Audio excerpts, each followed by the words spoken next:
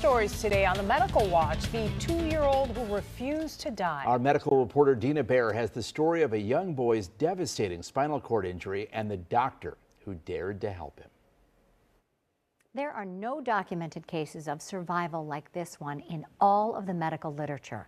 When Oliver Staub's head internally detached from his upper spine, the result of a horrific car accident. Doctors told his parents he wouldn't live. What happened next can't be explained, but it does serve as a reminder. With the right care, anything is possible. Brinca. 2-year-old Oliver loved to play with his older brothers, twins, Sebastian and Julian. He still does. The car hit us exactly in the center of the left side. The Staub family was on vacation in Mexico when their minivan was struck. It was an armored car, like a money transporter. The truck was traveling at a high speed and tried to brake before smashing into the Staub's minivan. All 3 boys were in car seats, Oliver in the 3rd row. I can remember the impact was super, super strong.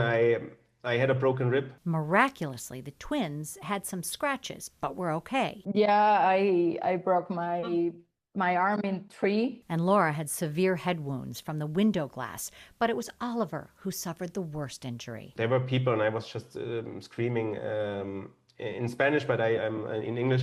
Help, help, help, he's not breathing. The bones in Oliver's neck were broken and dislocated. His spinal cord cut in half. In other words, internally, his head was no longer connected to the rest of his body. And I could feel in his neck there is something like you could feel like bones or something, not in the right positions. He was declared dead at the accident. He didn't have a heartbeat. 20 minutes, he was gone. It took 20 minutes to bring him back. Oliver was airlifted to a hospital in Mexico City and placed on a ventilator. Then they told us, he's brain dead, you have to donate his organs. But Oliver kept fighting, and so did his parents. Laura and Stefan searched for a doctor who could help their son. They had gone all over the nation, all over the world. Only one doctor agreed. What I said to them was, I don't know if it's going to work, but we can try. Dr. Mohammed Biden and his team at UChicago Medicine first decompressed the injury space and reconstructed the lining of the spinal cord called the dura. And then we stabilized the head. We put a plate in the base of the head and we placed screws in the spine. And we connected those together with rods to reconnect his head and his spine. A few days later, Oliver's spinal cord was gently placed back into its proper anatomical position, and the surrounding bones were reconstructed. Those surgeries are difficult in an adult. They're even more difficult in a 2-year-old. The days following the procedures were harrowing.